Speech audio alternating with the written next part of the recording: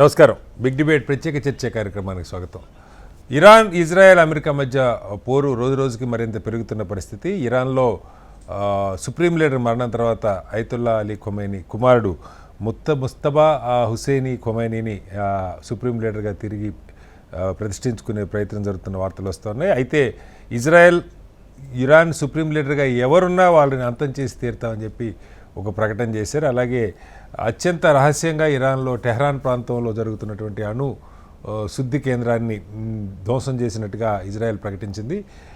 Iran తన దాడుల్ని కొనసాగిస్తూ ఉంది. అనేక గల్ఫ్ దేశాల్లో ఉన్నటువంటి యుఎస్ ఎంబసీల మీద, అలాగే ఆయిల్ రిఫైనరీల మీద రిపీటెడ్గా దాడులు చేస్తుంది. అమెరికా ఎయిర్ బేస్తో పాటుగా ఆయా దేశాల్లో ఉన్న అమెరికన్ ఎంబసీలు, అలాగే ఆయిల్ రిఫైనరీల మీద ఇరాన్ తన దాడులు కొనసాగిస్తుంది. అయితే అన్నిటికంటే కీలకంగా ఏదైతే అమెరికా పూర్తి సన్నద్ధతతో ఉన్నాను, ఎన్ని నెలలైనా యుద్ధానికి సిద్ధమని చెప్పినట్టు అమెరికా దగ్గర కీలకమైనటువంటి ఇంటర్సెప్టర్ మిసైల్స్, అలాగే గైడెడ్ మిసైల్స్ ఏవైతే ఉన్నాయో, మిసైల్ డిస్ట్రాయర్స్, ఇవి చాలా కొరత ఉన్నది అని ఒక పెంటగాన్ నివేదిక లీక్ వార్తలు వస్తూ ఉన్నాయి.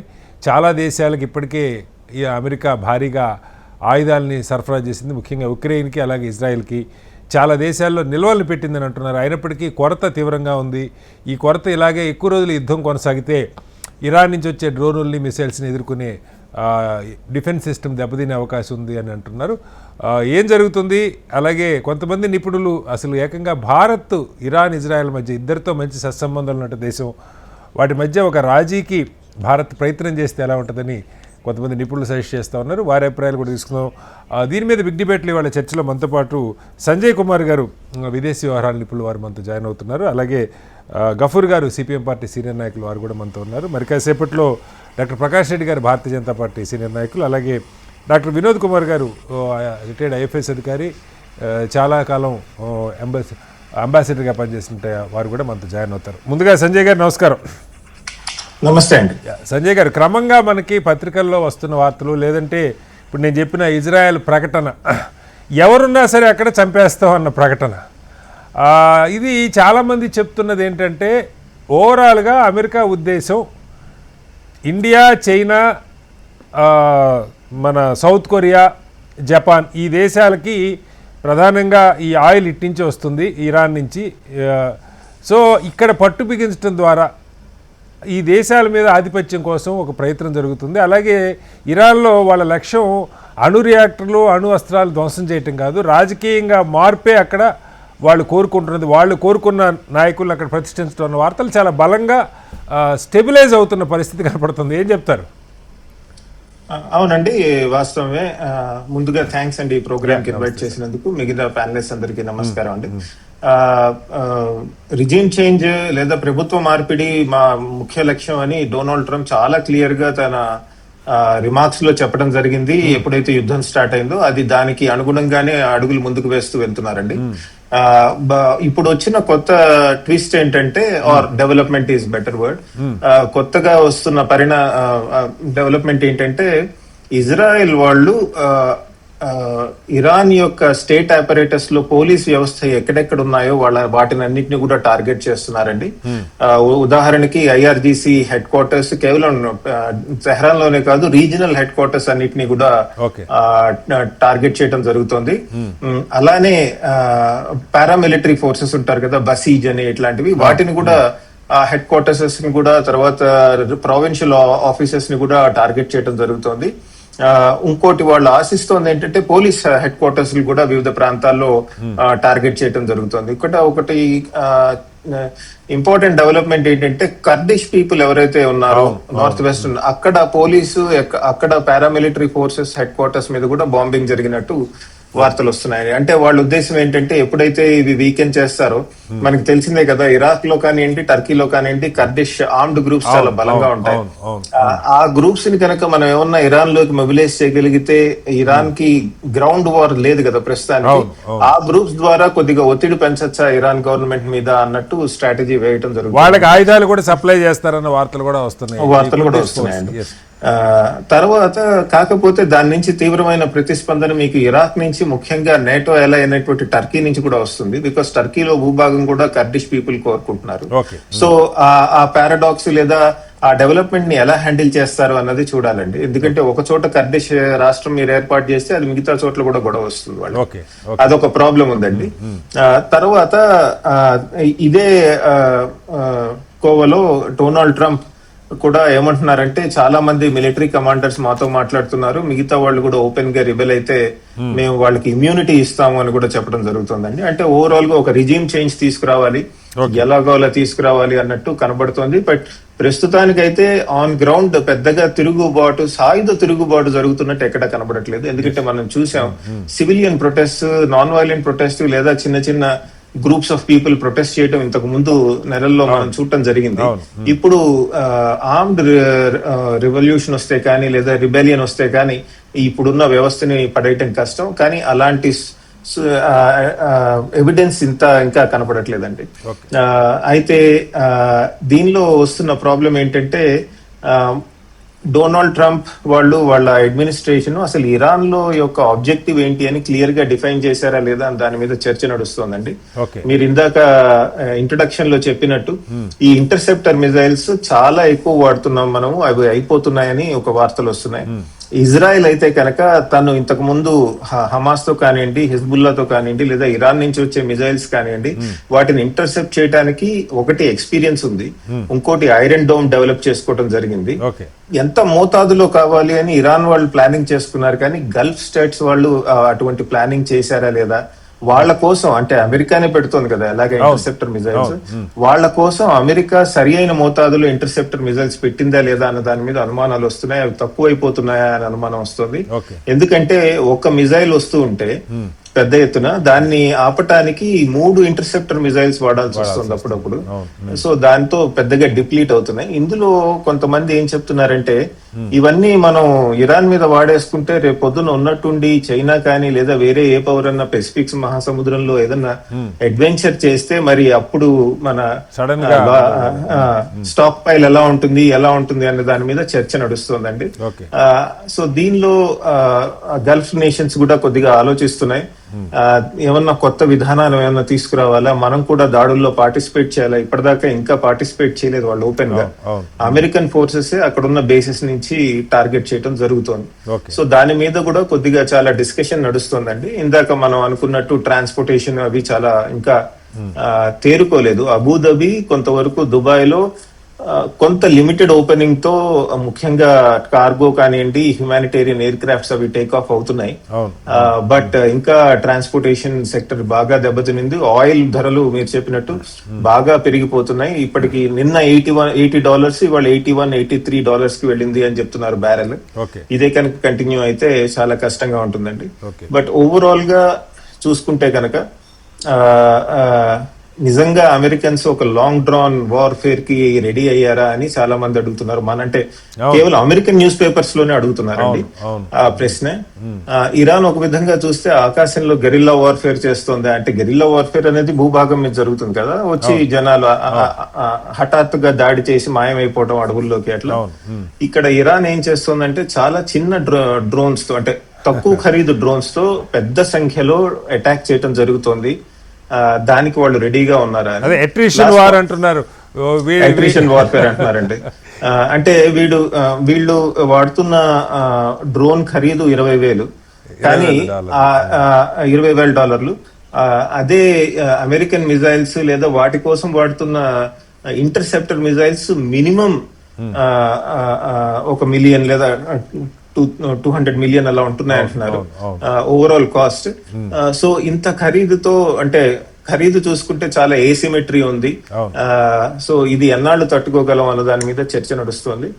బహుశా అంటే నా ఉద్దేశంలో లాస్ట్ పాయింట్, అమెరికన్స్ మనని హేళన చేసి ఇన్ని విమానాలు పడిపోయాయని మనం ఇండియా పాకిస్తాన్ వార్ అప్పుడు వాళ్ళు మాట్లాడింది, అలా మాట్లాడకుండా అసలు మనం ఏం చేసామని కొద్దిగా క్షుణ్ణంగా పరిశీలించుంటే వాళ్ళకి ఈ రోజు ఈ పరిస్థితి వచ్చేది కాదేమో. ఎందుకంటే నేను ఇంతకు ముందు చెప్పినట్టు Pakistan army is much more professional than Iran army. వాళ్ళ air force is much more stronger. వాళ్ళ missile systems are much more stronger. మనం 4 రోజుల పాటు ఒక్క డ్రోన్ లేదా ఒక్క మిజైల్, ఒక ప్రొజెక్టైల్ పాకిస్తాన్ నుంచి వచ్చి మన సివిలియన్ ఏరియాస్ లో కానివ్వండి, ఇండస్ట్రియల్ ఏరియాస్ లో కానివ్వండి, మిలిటరీ బేసిస్ మీద కానివ్వండి ఎటువంటి డ్యామేజ్ చేయలేదు. అది క్షుణ్ణంగా పరిశీలించకుండా, అండ్ పాకిస్తాన్ వాళ్ళు చాలా దేశాల నుంచి ఇట్లాంటి చిన్న చిన్న డ్రోన్స్ వాడారు. అవన్నీ కూడా మనం తిప్పికొట్టగలిగాం. ఈ భారత్ ఎలా చేసింది అన్నపోయి భారత్ మీద ఒత్తిడి తేవటానికి దాన్ని పరిశీలించకుండా ఇప్పుడు కొత్త యుద్ధానికి దిగారు. మనం ఫేస్ చేసిన ప్రాబ్లమ్సే వాళ్ళు చేస్తున్నారు కానీ ఆపలేకపోతున్నారు. రైట్ సార్, మళ్ళీ వస్తాను మీ దగ్గరికి సంజయ్ గారు. గఫూర్ గారు, మీరు వింటా ఉన్నారు అంటే ఇక్కడ వాళ్ళు వాడుతున్నది షాహిద్ అనేటువంటి ఒక మిసైల్ 16 లక్షలు మన కరెన్సీలో అయితే. దాన్ని ఎదుర్కోవటానికి ఇప్పుడు సంజయ్ గారు చెప్పినట్టు అమెరికా వాడేవైతే ఒక్కొక్కటి 30 కోట్లు అంటున్నారు, $3 మిలియన్ పైన ఉంటాయని. అలాంటివి ఒక్కొక్క సందర్భంలో 3 వాడాల్సి వస్తుంది. అంటే ఒక 16 లక్షల రూపాయల మిసైల్ని ధ్వంసం చేయడానికి దాదాపు 100 కోట్లు అమెరికా ఖర్చు పెట్టాల్సిన పరిస్థితి మన కరెన్సీలో కనపడుతుంది. సో ఈ రకంగా అలాగే అనేక దేశాలకి ఈ ఆయుధాలు సరఫరా చేసి ఇజ్రాయెల్కి లేదు గతంలో ఉక్రెయిన్కి 3 సంవత్సరాలుగా అక్కడ జరుగుతోంది. చాలా దేశాల్లో అమెరికా డంపులు పెట్టుకుందంటూ ఉన్నారు.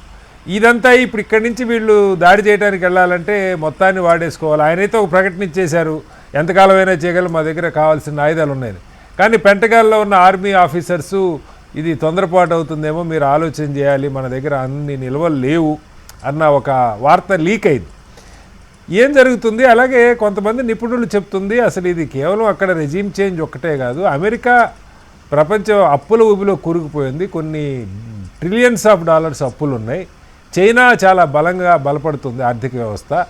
చైనాని భారత్ని కట్టడి చేయాలంటే ఇక్కడ రెజిమ్ చేంజ్తో పాటు అక్కడ ఉన్నటువంటి ఈ ఆయిల్ రిసోర్సెస్ మీద పూర్తిగా పట్టు అమెరికాకు వస్తే తప్ప మనం వాళ్ళ మీద ఇప్పుడు ఎలా అయితే వెనిజులా నుంచి తీసుకోవాలని డిపెండ్ చేసే పరిస్థితుందో రేపొద్దున ఇరాన్ నుంచి మరొక చోట నుంచి తీసుకునే అవకాశం కూడా లేకుండా అది కూడా పూర్తిగా వాళ్ళ చేతుల్లోకి రావాలి, అక్కడున్న ఈ ఆయిల్ రిసోర్సెస్ అన్నీ కూడా అన్నది పెద్ద ఆలోచన అన్నది ఒక వార్త. మీకేమనిపిస్తుంది? కటార్ గారు, మీకు మిగతా పెద్దలందరికీ నమస్కారం. నమస్తే సార్. 4వ రోజు అయిపోతుంది. అమెరికా అంటే ఇంత దీర్ఘకాలికంగా లేదా ఇంత ఎదురు దెబ్బ వస్తుంది, ప్రతిఘటన వస్తుంది అనేది అమెరికాకు అంచనా లేదండి. ఎందుకంటే వాళ్ళ దగ్గర అధునాతన విమానాలు ఉన్నాయి, అధునాతన ఆయుధాలు ఉన్నాయి. మొత్తం కార్పెట్ బాంబింగ్ లాగా మొత్తం వాళ్ళ యొక్క సైనిక స్థావరాలని చేసేసి వాళ్ళ ముఖ్యమైన నాయకత్వాన్ని లేపేస్తే లొంగిపోతారు అనేటువంటిది ఒక అంచనా ఉంది. కాబట్టే ట్రంప్ అంత ఈజీగా తలొగ్గినాడు. లేకుంటే వాళ్ళు ప్రిపేర్ అయ్యే వాళ్ళే, ప్రిపేర్ కాకుండా. ఎందుకంటే లాస్ట్ డే వరకు చర్చలు అవి జరుగుతున్నాయి కదా, మరుసటి రోజు దాడి చేసి. అయితే ఇజ్రాయెల్ యొక్క అంచనా, ఇజ్రాయెల్ ఏం లేదు, మీరు వస్తే చాలు మొత్తం అంటే ఇజ్రాయెల్ ప్లాన్డ్ గా ఉంది. ఉగ్రవాదులను లేపేయడానికి వాళ్ళు సిఐడి వర్క్ అంతా పెట్టి మొసాద్ ద్వారా సిఐ ద్వారా ఇదంతా చేసి రెడీగా ఉన్నారు. వాళ్ళ అంచనా ఎక్కడ తప్పిందంటే, సార్ నాయకుడు పోతే లేదా కమాండర్స్ తో కొంతమంది చనిపోతే లొంగిపోతారు అనేటువంటి అంచనా తప్పండి. ఇప్పుడు ప్రపంచ చరిత్ర ఏం చెప్తుంటే, ఎక్కడైనా ఒక జాతీయ భావం కనుక వచ్చిన తర్వాత నాయకత్వం ఉన్నారా లేదా అనేటువంటిది ప్రాధాన్యత ఉండదు. అప్పుడు ప్రతి పౌరుడు కూడా తన జాతీయ అస్తిత్వాన్ని కాపాడుకోవాలనుకుంటాడు. ఇప్పుడు ఇరాన్ లో ఆ భావన వచ్చింది. ఎందుకంటే ఇప్పుడు మీరు చూస్తే ఆ 160 మందో 200 మందో పిల్లల్ని ఖననం చేసినారు కదా, ఒకే చోట ఖననం చేశారు. ఒకే చోట ఖననం చేసినారు కదా. ఆ సందర్భంగా చూస్తే జనం విపరీతంగా జనం వచ్చారు. అట్లాగే ఈ ఖమనాయి మరణ వార్త తెలిసిన తర్వాత వీధుల్లో జనము వాలంటరీగా వచ్చేసారు. ఇప్పుడు అందరూ చెప్పేది ఏంటంటే, ఇరాన్ తో సంబంధం ఉండేటువంటి ప్రతి ఒక్కరు చెప్పేది ఏంటంటే, రిజైన్ చేంజ్ అనేటువంటిది ఇప్పుడు సాధ్యం కాదు. అధికార మార్పిడి జరిగే ప్రశ్నే లేదు. జాతీయ భావన బలంగా వచ్చింది. ఒక రకంగా ఈ ఖుమేనా యొక్క త్యాగం లేదా ఆయన అమరత్వం అది ఇరాన్ జాతిని ఏకం చేయడానికి ఉపయోగపడింది అనేటువంటిది వార్తలు చెప్తూ ఉన్నారు. అందుకోసం ఈ యుద్ధము వాళ్ళట్టుగా వాళ్ళు లొంగిపోయేటువంటి పరిస్థితి ఉండదు. మరి ట్రంప్ లాంటి ఒక పెద్ద దేశం యొక్క అధినేత ఆయన సరెండర్ అవుతాడు అని నేను అనుకోను. అట్లాగే ఇజ్రాయెల్ కుట్రలు కుతంత్రాలు ఏం హక్కు ఉందండి ఇజ్రాయెల్ కు? ఇప్పుడు కొత్త నాయకుడిని ఎవరిని ఎన్నుకున్నా మేము చంపుతాం. Yes. ఏం హక్కు ఉందండి? అవును, ఏం వాళ్ళని చంపకూడదా? అవును. కాబట్టి చాలా దుర్మార్గమైనటువంటి దేశం ఇది. అవును. మొత్తం ప్రపంచంలో యుద్ధాలకు ఇట్లాంటి దుర్మార్గులు కారణం అవుతున్నారు. అటువంటి దుర్మార్గులు భారతదేశంలో కూడా ప్రభావం చూపుతున్నారు. Okay, okay. కాబట్టే ఒక పెద్ద దేశం మంది. అవును, ఇప్పుడు మీరు చెప్పారు మొదట్లో భారతదేశం రాజీ చేయడానికి ప్రయత్నం చేస్తే ఎట్లా ఉంటుంది అనేది అనుకుంటున్నారని. భారతదేశం నైతికంగా ఈ రోజు ఆ అధికారం లేదండి. నైతికంగా భారతదేశం ఆ జోక్యం చేసుకునే స్థితిలో లేదు. ఓకే, మనం స్వయం కృతాపరాధమే. ఓకే. కాబట్టి నా ఉద్దేశం ఏంటంటే అమెరికాలో పౌరులు, అమెరికాలో సైన్యము ఇది ఖచ్చితంగా ఇది కొనసాగరాదు, లేదా శవాల పేటికలు దిగుమవుతాయి. ఇప్పుడు అమెరికా ఎందుకు భయపడింది?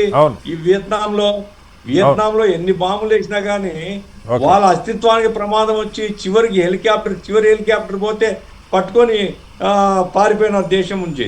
ఇప్పుడు మీరు చూస్తే నిన్న ట్రంప్ ప్రకటన వచ్చింది, ఈ గల్ఫ్ కంట్రీస్ లో ఉండే అమెరికన్స్ మీరు వచ్చేయండి, ఎట్లా వస్తారో నాకు తెలియదు, మిమ్మల్ని తీసుకొచ్చే పరిస్థితి మాకు లేదు, కాబట్టి ఏదో పద్ధతికి వచ్చేయండి అంటే ఎంత ప్యానిక్ అవుతున్నారు వాళ్ళనేది. అందుకోసం ఆ ప్యానిక్ వల్ల అమెరికా సమాజంలో ఒత్తిడి పెరిగి ఏదైనా ట్రంప్ దారికి రావాల్సింది తప్ప మామూలుగా అయితే ట్రంప్ లాంటి మూర్ఖుడు ఇట్లాంటి యుద్ధాల్లో మరి ఎనికిపోతాడని అనుకోను. ప్రజలు మాత్రం చాలా మంది చేస్తున్నారు. ఈ పరిస్థితిలో మరి ఎవరు చొరవ తీసుకుంటారో నాకు తెలియదు, కానీ శాంతి కావాలని కోరుకోవడం తప్పు కాదు. అదే సమయంలో ఒక జాతి యొక్క అస్తిత్వానికి వ్యతిరేకంగా ఎవరు ప్రయత్నం చేసినా అది తప్పు అని తీవ్రంగా ఖండించాల్సిన అవసరం అయితే ఏర్పడింది. రైట్ సార్, మళ్ళీ వస్తాను మీ దగ్గరికి. మనతో వినోద్ గారు కూడా జాయిన్ అయ్యారు. వినోద్ గారు మాట్లాడారు. వినోద్ కుమార్ గారు, మీరు కొన్ని కొత్త ఆలోచనలు, నిజంగా ప్రభుత్వం ఇప్పటిదాకా చేయని ఆలోచనలు భారత్ వైపు నుంచి, భారత్కున్న విశిష్టత రీత్యా అలీన విధానం అనుకోండి, గత దశాబ్దాలుగా మనం అవలంబిస్తూ వచ్చినటువంటి ఒక మొరేల్ ఏదైతే ఉందో దాని ఆధారంగా మీరు చెప్తున్నది అసలు ఇజ్రాయెల్, ఇరాను ఇద్దరు కూడా చారిత్రాత్మకంగా దశాబ్దాలుగా ఇరాన్తో మనకు సత్సంబంధాలు ఉన్నాయి. ఇజ్రాయెల్తో ఈ మధ్య బంధం మరింత పెరిగింది.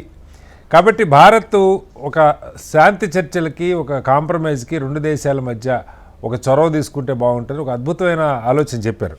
అయితే దానికి అవకాశం ఎంత ఉంది? భారత్ అసలు ఇప్పుడు జరుగుతున్న పరిణామాల్లో ఒక న్యూట్రల్ స్టాండ్ తీసుకున్నట్టుగా మీకేమన్నా స్పష్టంగా అనిపిస్తుందా? తటస్థ వైఖరి తీసుకున్నట్టుగా ఉన్నదా? ఒక అంశం అయితే, రెండోది మీరు ఇంకొక డౌట్ కూడా రైజ్ చేశారు. ఇది మేబీ ఇంకొక వారం 10 రోజుల తర్వాత పరిస్థితి ఇలాగే కొనసాగితే అటు రష్యా, చైనా, నార్త్ కొరియా లాంటి దేశాలు కూడా రంగంలోకి దిగడానికి అవకాశం ఉంది. అలాగే ఈ గల్ఫ్ కంట్రీస్ కూడా అమెరికా వాటిని ప్రోత్సహిస్తుంది, పుష్ చేస్తుంది, ప్రొవోక్ చేస్తుంది ఇరాన్ మీదకి దాడికని. ఈ పరిస్థితులు వస్తే అది థర్డ్ వరల్డ్ వార్గా మారే అవకాశం ఉందన్న అభిప్రాయాన్ని కూడా వ్యక్తం చేస్తూ ఉన్నారు. ఏంటి మీరు ఒక అంబాసిడర్గా మీ అంచనా ఏం జరుగుతుందని? ముందుగా మీకు ప్రేక్షకులకు, మన తోటి ప్యానలిస్ట్ అందరికీ నమస్కారం. నమస్తే సార్. అయితే మీరు ముందు చేసిన పాయింట్ గురించి మనం మాట్లాడినట్టయితే, మనకు ఇజ్రాయెల్ తోటి మంచి సంబంధాలు ఉన్నాయి. అంతకన్నా ముందు నుంచి కూడా ఇరాన్ తోటి మంచి సంబంధాలు ఉన్నాయి. వాళ్ళ అంటే ఏన్షియంట్ హిస్టరీ కాంచి మొదలు పెడితే మనకున్న సత్సంబంధాలు ఇరాన్కు ఎంతో బాగున్నాయి. నేను మెడికల్ కాలేజీలో ఉస్మానియాలో చదువుతున్నప్పుడు ఇరాన్ నుంచి 5-6 వచ్చి మన దగ్గర మెడిసిన్ చదివి పోయిన వాళ్ళు కూడా ఉన్నారు. సో అటువంటి చారిత్రాత్మకమైన సత్సంబంధాలు పెరగాల్సిందే, కానీ ఈ మధ్య కొద్దిగా తరిగినట్టు కనిపిస్తున్నది. ఎందుకనంటే మనకు ఆయిల్ సప్లై ఇరాన్ నుంచి ఎంతో వచ్చేది, ఎంతో చీప్ రేట్ లో మనకు వచ్చేది. తర్వాత మనం ఎక్స్పోర్ట్స్ ఎన్నో పోతుండేది. సో ఏదైనా కానీ ఇప్పుడు యాక్చువల్ గా ఇరాన్ కు, ఇజ్రాయెల్ కు 79 కన్నా ముందు మంచి సంబంధాలే ఉన్నాయి. ఒకప్పుడైతే అరబ్ దేశాలు, మిగతా వాళ్ళు కొంతమంది ఇరాన్, మన ఇజ్రాయెల్ ను అపోజ్ చేసినా గానీ ఇరాన్ కూడా సపోర్ట్ చేసింది వాళ్ళకు. తర్వాత ఈ న్యూక్లియర్ ప్రోగ్రామ్ మీద ఇప్పుడు ట్రంప్, తర్వాత అంతకన్నా ముందున్న కూడా ఈ అమెరికన్ ప్రభుత్వాలు ఏదో ఒత్తిడి తీసుకొచ్చి నువ్వు బాంబు తయారు చేసుకుని అది కావటానికి వీల్లేదని ఏదైతే అంటున్నారో, సరే కొంతవరకు దాంట్లో నిజం కూడా ఉంది. అఫ్ కోర్స్ అది ఎన్రిచ్మెంట్ కొంతవరకు జరుగుతుంది. కానీ యాక్చువల్గా న్యూక్లియర్ ప్రోగ్రామ్ని ఇరాన్కి ఇచ్చింది అమెరికానే. ఐసెనోవర్ ప్రెసిడెంట్ ఉన్నప్పుడు షాను పిలిచి నువ్వు న్యూక్లియర్ సివిల్ యూస్కు వాడుకోవయ్యా అని అప్పుడు 50s లో అడ్వైజ్ చేసిన పరిస్థితి. కానీ రాను రాను ఇలా ఏమైందంటే 79 తర్వాత టోటల్ గా ఇది ఇస్లామిక్ రివల్యూషన్ వచ్చేసి షా ప్రభుత్వాన్ని దించేసిన తర్వాత ఈ డైరెక్షన్స్ మారిపోయి ఆల్మోస్ట్ అపోజిట్ డైరెక్షన్ లో పోవాల్సిన పరిస్థితులు ఏర్పడ్డాయి. ఏమైనా కానీ ఇప్పుడు ఈ రోజు జరిగిన ఏదైతే అంటే ఈ రోజు అంటే మొన్న 28వ తారీఖు శనివారం నుంచి జరిగిన attacks all of a sudden జరగలేదు. ఈ ట్రంప్ వచ్చిన తర్వాత ట్రంప్ ఈ ఫస్ట్ టైం కాకుండా ఫస్ట్ టైం ప్రెసిడెంట్ అయినప్పుడు సెకండ్ టైం కానీ ఫస్ట్ టైం ప్రెసిడెంట్ అయినప్పుడే 2018లోనే ఈ మన న్యూక్లియర్ నెగోషియేషన్స్ తోని ఇరాన్ ప్లస్ అంటే అగెన్స్ట్ మన వెస్టర్న్ పవర్స్ మాట్లాడుతున్నప్పుడు ఆయన ప్రెసిడెంట్ అయిన తర్వాత వెంటనే అమెరికన్ డెలిగేషన్ విత్డ్రా చేసుకున్నాడు. ఒప్పందం నుంచి బయటకు వెళ్ళిపోయాడు. తర్వాత ఈ అటాక్ జరిగే మన రోజు కూడా ఇప్పుడు ఫ్రైడే స్విట్జర్లాండ్ లో ఇది బయలేటరల్ డిస్కషన్స్ అవుతున్నాయి. ఆల్మోస్ట్ ఇరాన్ అగ్రి అయింది. ఏది ఈ న్యూక్లియర్ ప్రోగ్రాము మేము ఎన్రిచ్మెంట్ మేము చేయట్లేదు, చేసిన చాలు మేము ఆపేస్తాము, ఏదైనా జరిగినా కానీ ఇప్పుడు ఇంటర్నేషనల్ అటామిక్ ఎనర్జీ ఏజెన్సీ ఆధ్వర్యంలో సూపర్విజన్ చేస్తాం అన్ని సంతకాలు పెట్టడానికి తయారున్నారు. కానీ ట్రంప్ మైండ్ లో వచ్చేసింది ఏంటంటే వెనిజువేలా లెక్కనే ఇరాన్ ఇలా ఆక్యుపై చేసుకోగలను అనేది ఆ మిస్కాల్కులేషన్. యాక్చువల్ గా ఈ ప్లాన్ ఇప్పుడే కాదు, జనవరి 14, 15, 16 ఆ ప్రాంతంలో ఈ అటాక్లు చేయాలని ట్రంప్ ప్లాన్ చేసినప్పుడు పెంటగాన్ అపోజ్ చేసింది. లేదు ఇప్పుడు మనం ఒకవేళ వారు కనుక అక్కడ ప్లాన్ అయ్యేటట్టుంటే మనం పెట్టిన రిసోర్సెస్ సరిపోలేదు, we need to add more resources, మనం అందుకని చేయాలంటే వాళ్ళకు ఆ టైం కొద్దిగా ఓకే అన్నాడు ఆయన.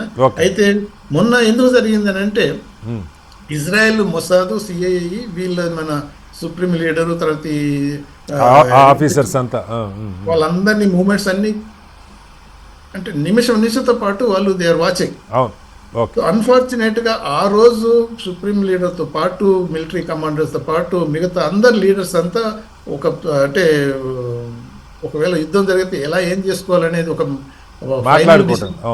సెక్యూరిటీ కౌన్సిల్ కలిసినట్టు మాట్లాడే పద్ధతిలో వచ్చేసరికి అప్పటికి ఇది డిసిషన్ తీసుకోవడం అనేది ట్రంప్ ఎయిర్ ఫోర్స్ 1లో కూర్చొని ఆర్డర్ ఇచ్చేసాడు అటాక్ చేయడం. అంటే అటువంటి జరిగినప్పుడు ఇది miscalculation of American establishment, 100% American establishment కాదు కానీ ట్రంప్ మిస్కాల్కులేషన్ తప్ప ఇది అమెరికన్ డిసిషన్ అయితే కాదు.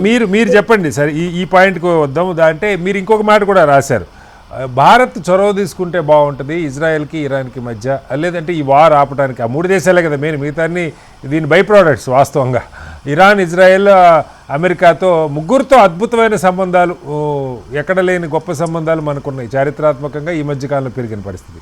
బట్ ఆ అవకాశం ఉందా వినోద్ కుమార్ గారు? అంటే అవకాశం పూర్తిగా చేజారిపోయిందని అనడానికి వీల్లేదు. కానీ కాకపోతే ఏంటంటే పబ్లిక్ పర్సెప్షన్లో ఎలా ఉందని అంటే ప్రైమ్ మినిస్టర్ మోదీ ఇజ్రాయెల్కు పోయి వచ్చిన 2వ రోజే ఇలా అటాక్ జరిగింది, నెతన్యాహుకు సపోర్ట్ ఇచ్చాడు. నెతన్యాహు ఆయన ఓపెన్ గా డిక్లేర్ చేసుకుంటున్నాడు, thank you Modi prime minister of India, I thank you for your support అని. అంటే అది మన ప్రైమ్ మినిస్టర్ పోయి నువ్వు వారు చేయమని అయితే ఎప్పుడు చెప్పడు, కానీ వాళ్ళు మాత్రం డిక్లేర్ చేసుకుంటున్నారు. దాని తర్వాత కూడా ఇప్పుడు జరుగుతున్న పరిమాణాల్లో మొన్న మన ఇది యుఏఈ ప్రెసిడెంట్ తోని మాట్లాడటం, మన బెహ్రెయిన్ తోని ప్రిన్స్ల వాళ్ళతోటి మాట్లాడటం, ఇవన్నీ చేసి అదే ఇరాన్ తోని కూడా మనం మాట్లాడాల్సిన అవసరం ఉండి, ఎందుకంటే బయలేటర్ మనకి ఇద్దరికి ఎవరి పక్షంలో మనం లేవు. కాకపోతే ఏంటంటే మనం క్లిష్ట పరిస్థితుల్లో ఉన్నట్టే మనకు, ఎందుకంటే మనకు ఒక 95 లక్షల మన భారతీయులు అక్కడ పనిచేస్తున్నారు. సో వాళ్ళు వేరు కంట్రీస్ లో ఉన్నారు కాబట్టి వాళ్ళ రక్షణ, వాళ్ళ సేఫ్టీ, సెక్యూరిటీ అదంతా కూడా మన బాధ్యత ఉంటుంది. ఎందుకంటే కువైట్ వారు జరిగినప్పుడు ఎంతో ప్రాబ్లమ్స్ అందరినీ ఎవాక్యుపేట్ చేసినాం, అలా జరగకుండా వాళ్ళతో అది మాట్లాడటం మీరు అన్నట్టుగా వాళ్ళతో గల్ఫ్ కంట్రీస్తో మాట్లాడటం వస్తుంది. అట్ ది సేమ్ టైం ఇరాన్తో కూడా వాళ్ళతో మాట్లాడి ఉంటే బాగుండేది, లేదంటే ఒక విచారం వ్యక్తం చేయటం అలాంటిది ఏదైనా చేస్తే బాగుండేది అంటారు. కరెక్టే అది, ఎందుకంటే మనం న్యూట్రల్గా ఉన్నట్టు కూడా మనం ఉండవలసిన పరిస్థితులు ఉండాలి, కానీ ఉన్నట్టు కూడా మనకు కనిపించాలి కదా. ఇప్పుడు ఇరాను ఇప్పుడు సావరిన్ కంట్రీలో డీక్యాపిటేట్ చేసి మొత్తం లీడర్షిప్ 45 మందిని ఒకే హతమార్చినప్పుడు అటువంటిప్పుడు మనం సానుభూతి ఎక్స్టెండ్ చేయక తప్పదు కదా. అక్కడ కూడా మన భారతీయులు 65,000 మంది ఉన్నారు అక్కడ. అంటే ఇప్పుడు ఎలాగో కొన్నిసార్లు మన ప్రైమ్ మినిస్టర్ అనౌన్స్ ఏంటంటే సుప్రీం లీడర్ లేడు, అసలు ఆ స్టేజ్లో ప్రైమ్ మినిస్టర్ ఎలా మాట్లాడితే మన ఫారెన్ మినిస్టర్ మన అదర్ లీడర్స్ ఉన్నట్టు వాళ్ళైనా ఎక్స్టెండ్ చేసి వాళ్ళతో మాట్లాడినట్టయితే అది ఒక విధమైన ఇంప్రెషన్ ఇచ్చేది.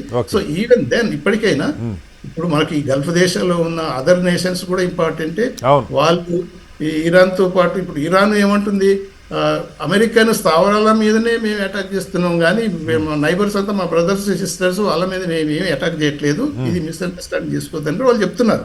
సో ఇటువంటి పరిస్థితుల్లో మనకి ఇంకా న్యూట్రల్ గా మనం ఏదైతే పొజిషన్ మెయింటైన్ చేస్తున్నాం, relations, friendly relations, Netanyahu misuse చేసుకొని for your support thank you prime minister of India Modiji అని ఏదైతే డిక్లేర్ చేసుకుంటుండో అలా అటువంటి పర్సెప్షన్ మనం కలిగిస్తే మనం పోస్ట్ వార్ సినారియోలో కష్టం అవుతుంది, మన మాటకు వెయిటింగ్ ఉండదు. ఓకే సార్, మళ్ళీ వస్తాను మీ దగ్గరికి వినోద్ గారు. మనతో డాక్టర్ ప్రకాష్ రెడ్డి గారు కూడా జాయిన్ అయ్యారు, భారతీయ జనతా పార్టీ నాయకులు. ప్రకాష్ రెడ్డి గారు నమస్కారం.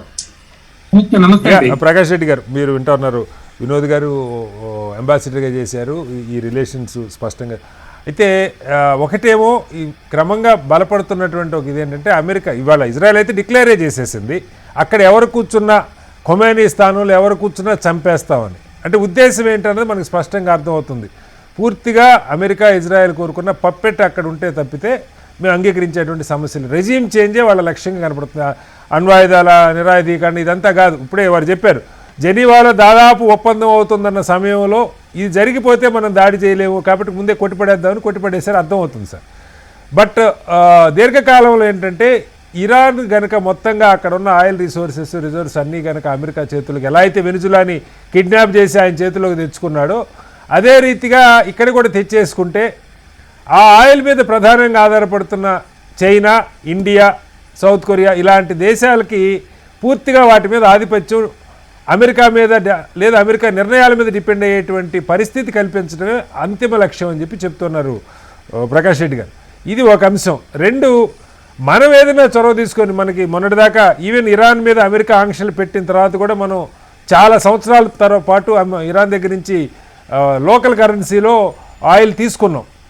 అయినా కూడా ఇరాన్తో సంబంధాలు ఉన్నాయి, అమెరికాతో సంబంధాలు ఉన్నాయి, ఇజ్రాయెల్తో కూడా మంచి సంబంధాలు ఉన్నాయి. ఎందుకు భారత్ ఏదైతే విశ్వగురు అని చెప్పుకుంటున్నామో అలాంటి ప్రయత్నం చేయకుండా ఒకవైపు ఏమో నెతన్యాహు ప్రధాని పర్యటన అక్కడ జరగటం, ఆయన క్లెయిమ్ చేసుకోవటం, మనం ఇరాన్ సుప్రీం లీడర్ చనిపోయిన దాని మీద భారత్ స్పందించకుండా ఉండటం, ఇవన్నీ రకరకాల ఊహాగానాలు, అనుమానాలు రేకెత్తిస్తున్నాయి. పోస్ట్ వార్ దాని నష్టం భారత్ మీద ఉండే అవకాశం ఉందనేది నిపుణుల అభిప్రాయం. ఏం చెప్తారు? ముందు పెద్దలకు మీకు నమస్కారం శ్రీనివాస్ గారు. బట్ ఒకటి నేను ఇప్పుడు ఈ వారు కారణాలు ఇరాన్ మంచిగా ఉంది, గతంలో బాగుండింది, మన దేశంతో బాగుంది, ఇవన్నీ ఇరాన్ మీద వారు చేయడానికి మనం గాజా స్ట్రిప్ లో హమాస్ చేసినటువంటి పనుల విషయాన్ని మనం మర్చిపోతే అది కొంచెం తప్పు అవుతుంది సార్. ఎందుకంటే ఇజ్రాయెల్ యొక్క జీవన్ మరణ పోరాటం గాజాలో జరిగింది ఇంచుమించుగా. గాజా స్ట్రిప్ లో జరిగింది అంటే దాని వెనకాల హమాస్ ఉంది, హమాసే చేసింది ఇంచుమించుగా. హమాస్ వెనక ఎక్కడ ఉంది? హమాసే చేసింది. హమాస్ వెనక ఇరాన్ ఉంది. ఇది కదా ఇప్పుడు మిత్రత్వం అనేటువంటిది నాతో మంచిగా ఉన్నంత కాలం నా మిత్రుడివే, నాతో శత్రువు అయినప్పుడు నన్నే చంపడానికి ప్రయత్నం చేసింది అనుకోండి మొత్తం. అదే సార్, హమాస్ చేసిన దానికి 100 రెట్లు ఇజ్రాయెల్ చేసింది కదా సార్ గాజా స్ట్రిప్ లో మనం చూసాం కదా. నేనేమంటుంటే హమాస్ చేసిన 100 రెట్లు కాదు 1000 రెట్లు చేసింది అనేది ఆ దేశం యొక్క నిర్ణయం సార్. ఈ తీవ్రవాద కార్యక్రమం అనేది హమాస్ నుంచి మొదలైందా అనేటువంటిది వాళ్ళ కోణంలో, అది ఇజ్రాయెల్ కోణంలో హమాస్ ను సర్వనాశనం చేయాలి. హమాస్ అనేది ఒక సంస్థగా ఉండకూడదు అనుకుంటే అది కూడా వాళ్ళ టార్గెట్స్ అంతా కూడా గాజా స్ట్రిప్ మీద జరిగినప్పుడు హమాస్ మీద జరిగింది ఎక్కువ. హమాస్ మీద ప్రత్యక్షంగా సపోర్ట్ చేస్తున్నటువంటి ఇరాన్ వ్యవస్థ మొత్తం, రాజ్య వ్యవస్థ మొత్తం దాని వెనకాల ఉంది. ఇప్పుడు వీళ్ళ సమస్య అంటే ఇజ్రాయెల్ యొక్క ఆలోచన ఏంటంటే హమాస్ మళ్ళీ లేస్తే మళ్ళీ ఇజ్రాయెల్ కి థ్రెట్ కదా. అందుకోసం అంటే వాళ్ళు ప్రభుత్వం మారితే తమ అనుకూలమైన ప్రభుత్వం హమాస్ ను దూరం పెట్టేటువంటి ప్రభుత్వం, లేదా మిగతా తీవ్రవాద సంస్థలను అయితే 4 తీవ్రవాద సంస్థలకు సపోర్ట్ చేస్తున్నటువంటి ఇరాన్ నుంచి వాళ్ళని సపోర్ట్ చేయనటువంటి ప్రభుత్వం రావాలంటే మేబీ అది కోరుకుంటుందేమో నేను అనుకుంటున్నాను. కోరుకుంటున్నాను సార్, అందులో సందేహం లేదు. వాళ్ళ కోరిక అదే, వాళ్ళ ఇజ్రాయెల్ అది కోరుకుంటుంది. ఎందుకంటే వాళ్ళ యొక్క జీవన మరణ సమస్య కాబట్టి వాళ్ళ జీవన మరణ సమస్యను మన సమస్యగా, మన ఇష్యూగా మనం చూసుకోవాల్సిన అవసరం లేదు. మన పాయింట్ ఆఫ్ వ్యూలో నేను చెప్పింది మన పాయింట్ ఆఫ్ వ్యూలో సార్. అమెరికా అంటే ఇజ్రాయెల్ ఒకటే చేయాల, ఇజ్రాయెల్కి జీవనమరణ సమస్య అయితే అయ్యుండొచ్చు కానీ అమెరికాకి జీవనమరణ సమస్య కాదు. ఇరాన్, అమెరికా ఒక ఆధిపత్యం కోసం చేస్తున్న ప్రయత్నం, అమెరికా చొరవతోటే ఇజ్రాయెల్ అంత ధైర్యం చేయగలిగిందన్నది జగమెరిగిన సత్యం కాదా? లేదు సార్, మీరు ఇప్పుడు ఇజ్రాయెల్ పుట్టుకనే అమెరికాతో పుట్టింది సార్. ఇజ్రాయెల్ పుట్టుకనే 100 ఏళ్ళ ఈ పుట్టుకకే అమెరికా కారణమైనప్పుడు ఇంకా ఇజ్రాయెల్ అమెరికాను వేరుగా ఎందుకు చూస్తారు సార్? మనం చూడాల్సిన అవసరం లేదు. నెవర్ ఇన్ ద హిస్టరీ 80-90 సంవత్సరాలలో కానీ ఇజ్రాయెల్ ను గుర్తించాలనేటువంటి ఒక పరిస్థితుల్లో కూడా అమెరికాను దాని వెనకాల మొత్తం నడిపించింది. అప్పుడు ఇప్పుడు ఇక ముందు కూడా అమెరికాకి ఇజ్రాయెల్ కు వేరే దేశం, అమెరికా వేరు ఇజ్రాయెల్ వేరు అనుకోవాల్సిన అవసరం లేదు. Israel is American ancillary part, ఒక సామంత రాజ్యం కింద చూసుకోవాల్సిందే మన దాన్ని తప్ప అది వేరే కాదు. కాబట్టి అమెరికా చేస్తున్నా ఇజ్రాయెల్ చేస్తున్నా అది ఒకటే చేస్తున్నట్లే కదా సార్. ఇజ్రాయెల్ ఎప్పుడు ఏం చేసినా అమెరికా సపోర్టే ఉంది. Rarest of the rare America మేము ఇజ్రాయెల్ కు చెప్పించింది తప్పిస్తే, ఒకవేళ కాంప్రమైజ్ చేసిన సంధి ఒప్పందాలు జరిగిన ఇజ్రాయెల్ కు అమెరికా డైరెక్షన్ ఇచ్చింది తప్పిస్తే ఇజ్రాయెల్ స్వతంత్రంగా ఏ నిర్ణయం ఇప్పటిదాకా తీసుకోలేదు.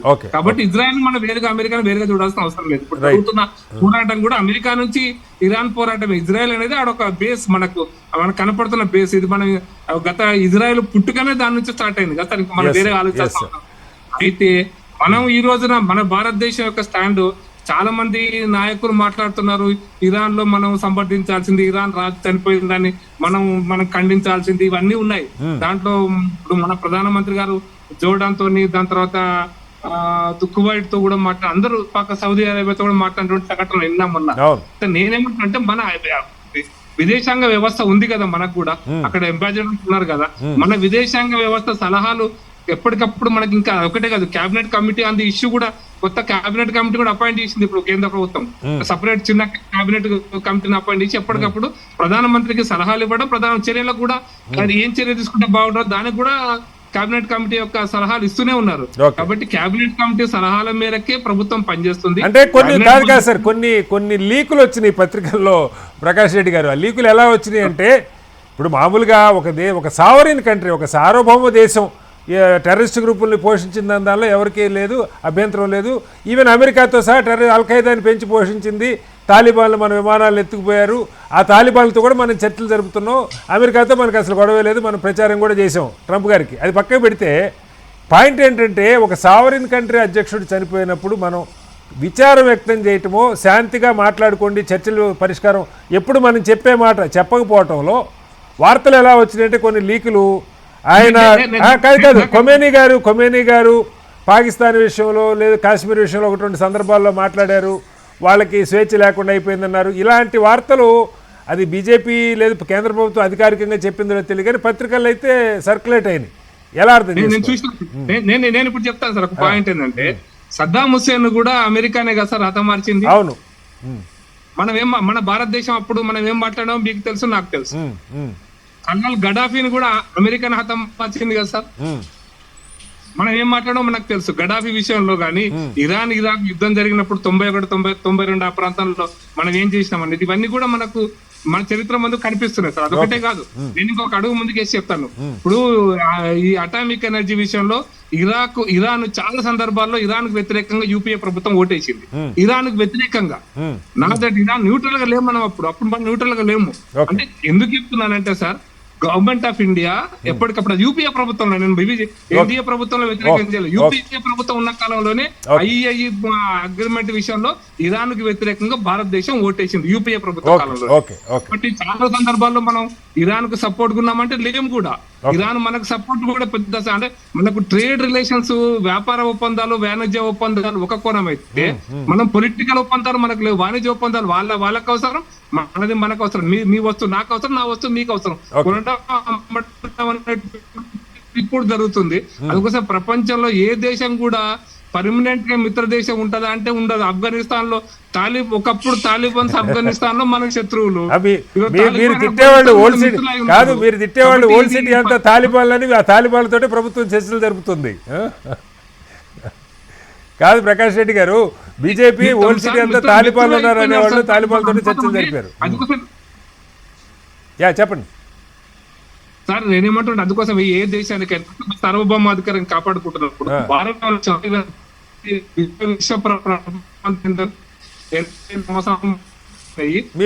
మీ వాయిస్ కొంచెం బ్రేక్ అవుతుంది ప్రకాష్ రెడ్డి గారు, మీ వాయిస్ కొంచెం బ్రేక్ అవుతుంది. అయితే నేను ఇందాక అడిగిన ప్రశ్న, ఇజ్రాయెల్కి కొంత థ్రెట్ ఉండొచ్చు ఇరాన్తో, అది ఒక సమస్య కావచ్చు, అమెరికా దానికి పూర్తి మద్దతు తెలపవచ్చు, కానీ అసలు కారణం అది కాదు. రెజీమ్ చేంజ్ కోరుకోవటం, లేదు అక్కడ ఎవరున్నా కూర్చున్నా చంపేస్తామంటాం, అణు కార్యక్రమం, ఇవన్నీ వంకలే తప్పితే వాస్తవంగా ఉద్దేశం ఏంటంటే అక్కడ ఉన్నటువంటి ఆయిల్ మీద పట్టు, వెనిజులాని ఎలా అయితే చేతిలోకి తెచ్చుకున్నారో అలా అక్కడ ఆయిల్ మీద పట్టు తెచ్చుకొని అమెరికన్ ఆయిల్ కంపెనీస్ అక్కడ వెళ్ళిపోతే ఈ చైనా, ఇండియా ఏదైతే ఆయిల్ మీద ఆధారపడి ఎమర్జింగ్ డెవలప్ అవుతున్నా, బాగా అద్భుతంగా డెవలప్ అయిన చైనా, అదే బాటలో అద్భుతంగా డెవలప్ అవుతున్న ఇండియా, వీటి మీద ఆధిపత్యమే అంతిమ లక్ష్యం అని ఒక చర్చ నడుస్తూ ఉంది.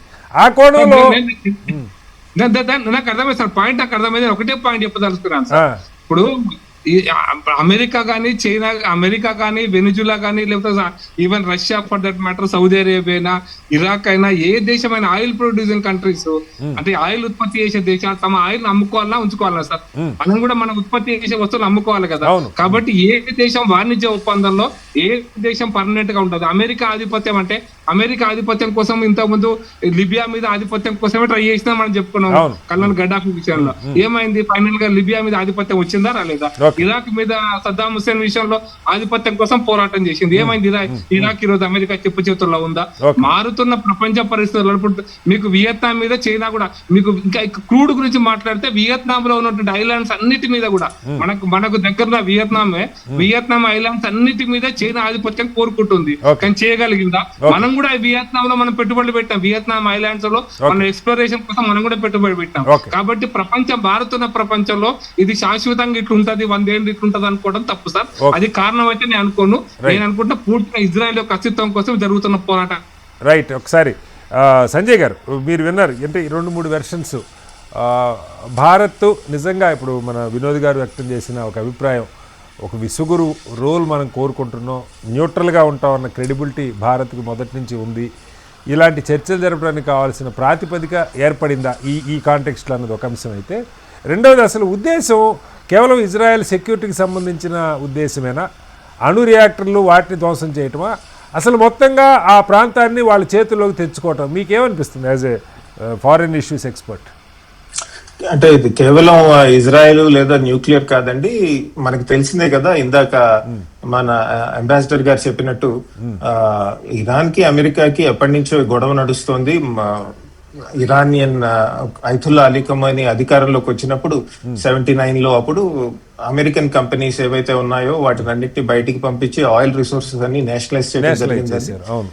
అప్పటి నుంచి అమెరికాకి ఇరాన్ కి పడట్లేదు. అంతేకాదు దాదాపు 406 రోజులు అనుకుంటా ఒక అమెరికన్ ఎంబసీ తెహరాన్ లో అటాక్ చేసి వాళ్ళ ఎంబసీ స్టాఫ్ ని హోస్టేజెస్ గా కూడా పెట్టుకుంది ఇరాన్. అప్పటి నుంచి ఇంకా తీవ్రంగా వీళ్ళిద్దరి మధ్య రిలేషన్షిప్ బాగా దెబ్బతిందండి. ఇప్పుడు మనం చూస్తోంది ఏంటంటే కోల్పోయిన ఇన్ఫ్లుయెన్స్ ని ఎలా గెయిన్ చేయాలి అని ఒక ట్రై చేయడం జరుగుతుందండి. అది ఒక ఖచ్చితంగా అందులో డౌట్ లేదు. ఇంకోటి ఆయిల్ రిసోర్సెస్ అంటారా, సరే వెనిజులా ఇప్పుడు ఇరాన్ తీసుకుంటే కనుక డెఫినెట్ గా అమెరికాకి ప్రపంచంలో ఉన్న ఆయిల్ రిసోర్సెస్ మీద నిజమైన పట్టు చాలానే వస్తుందండి. ఒకటి ఇరాన్ నుంచి ఎక్కువగా ఆయిల్ తీసుకుంటోంది ఏది అంటే కనుక తీసుకుంటే కనుక మనం అది చైనా అండి. ఇరాన్ శాంక్షన్స్ లో ఉంది కాబట్టి ఐక్యరాజ్య సమితిలో చైనా కూర్చుంది, మనం కూర్చోలేదు. కాబట్టి ఎంతో ధైర్యంగా శాంక్షన్స్ ని వైలేట్ చేసేసి ఇరాన్ నుంచి ఆయిల్ చాలా చీప్ గా కొనుక్కుంది చైనా. సో దాదాపు 70 to 80% ఆఫ్ ఇరానియన్ ఆయిల్ ఏదైతే ఉందో అది చైనానే కొనుక్కుందండి. ఈ రోజు ఆ ఆయిల్ అవుట్ఫ్లో టు చైనా తగ్గుతుంది. అది చైనా మీద కొద్దిగా ఇంపాక్ట్ ఉంటుందండి. కానీ చైనా పెద్దగా బాధ కష్టపడాల్సిన అవసరం లేదు. ఎందుకంటే ఈ రోజుకి చైనా పెద్ద ఎత్తున రష్యా నుంచి ఆయిల్ కొనుక్కుంటుందండి. రష్యా నుంచి కొనుక్కోవద్దని మన మీద ఒత్తిడి తెచ్చారు కానీ చైనా మీద తీసుకురాలేదు. చైనా మీద తీసుకురాలేరు కూడా, ఎందుకంటే ఐక్యరాజ్య భద్రతా మండలిలో మెంబరు, పెద్ద ఎకానమీ, $20 trillion ఎకానమీ దాదాపు. సో దాని మీద తీసుకురావడం కష్టం. సో యథేచ్ఛగా చైనా ఆయిల్ రిసోర్సెస్ ఏవైతే ఉన్నాయో అవి రష్యా నుంచి తెచ్చుకుంటుంది. రష్యా నుంచి తెచ్చుకోవడానికి ఆయిల్ పైప్ లైన్స్ ఉన్నాయి, అలానే సెంట్రల్ ఏషియా నుంచి తెచ్చుకోవడానికి కూడా ఆయిల్ పైప్ లైన్స్ ఉన్నాయండి. అవసరానికి ఇరాన్ ని వాడుకుంది. ఈ రోజు కొద్దిగా కఠినంగా మాట్లాడిన చైనా నిజంగా చూస్తే పాలసీ పరంగా ఇరాన్ కి ఎటువంటి సహాయం చేయలేదండి. నిజంగా చూస్తే లాస్ట్ టైం బాంబింగ్ తర్వాత ఇప్పటికీ కొత్తగా ఏమన్నా మిలిటరీ ఎక్విప్మెంట్ ఇచ్చిన దాఖలాలు లేవు. కొత్తగా ఏమన్నా ప్రపంచ వ్యాప్తంగా ఒక మూవ్మెంట్ స్టార్ట్ చేసిందా ఇరాన్ కి సపోర్ట్ చేద్దామని చేయలేదు. సో ఓవరాల్ గా చూసుకుంటే అంటే మనకి నచ్చకపోవచ్చు, China played a good game. అవసరం ఉన్నప్పుడు తన అవసరాలు తీసుకుంది, దెబ్బతింటుంటే వదిలేసిందండి ఇరాన్ ని. దట్స్ హౌ ఇంటర్నేషనల్ పాలిటిక్స్ లో అట్లానే నడుస్తాయి. ఓకే, దురదృష్టం అదే. ఓకే. అయితే ఇప్పుడు ఏం జరగబోతుంది అన్నది ఒక అంశం సార్. అంటే మనం ఇప్పుడు దీనివల్ల ఇప్పుడు మీ పత్రికల్లో మనకి వార్తలు ఇవాళ ఒక్కరోజు 10 లక్షల కోట్లు ఇండియన్ స్టాక్ మార్కెట్ మదుపర్ల డబ్బులు నష్టపోయినాయి. $1 అక్కడ పెరిగితే దాని ప్రభావం దాదాపు 13-14 వేల కోట్ల రూపాయలు మన ఎకానమీ మీద పడుతుంది. ప్రైస్ రైజ్ అవుతుంది, ఇన్ఫ్లేషన్ పెరుగుతుంది, ఇవన్నీ ఇండెక్స్లన్నీ వస్తున్నాయి సార్. భారత్ అలాగే దీర్ఘకాలంలో మీరు అన్నట్టు అమెరికా ఒకసారి ఇరాన్ ఆయిల్ రిజర్వ్స్ మీద కూడా పట్టు వస్తే ఎంతైనా మనం రష్యా నుంచి కొనొద్దన్నాడు, వెనిజులా నుంచి కొనమంటున్నాడు ఆయన. ఇక ఆయన చెప్పిన దగ్గర ఆయన చెప్పిన రేటుకి కొనే పరిస్థితి దాపురించదు అన్నది ఒక అంశం. నిజంగా భారత్ ఏదైనా ఇజ్రాయెల్తో ఇరాన్తో చర్చలు జరపడానికి అవకాశం ఉన్నదా? అలాంటి ప్రయత్నం ఏమైనా చేసే ఛాన్స్ ఉందా? ఛాన్స్ ఉంటుందండి. ఇందాక అంబాసిడర్ గారు చెప్పినట్టు ఆయనతో నేను కొద్దిగా ఏకీభవిస్తాను. సమయం ఇదే ఆయన చెప్పలేం, కానీ ఖచ్చితంగా ఛాన్స్ ఉంటుందండి. ఎందుకంటే మీరు తీసుకోండి, ఐతుల్లా అలీ ఖొమైనీని చంపటం మనం ఖండించలేదు అని చాలా మంది అంటున్నారు. అలా చూసుకుంటే యూరోపియన్ కంట్రీస్ ఏవి ఖండించలేదండి. స్పెయిన్ తీవ్రంగా రెస్పాండ్ అయింది, కానీ ఖండించకుండా అసలు మిలిటరీ యుద్ధం మంచిది కాదని కమెంట్ చేసిందండి. అలానే మీరు తీసుకోండి, జపాన్, సౌత్ కొరియా, వాళ్ళు ఖండించారా? ఖండించలేదండి.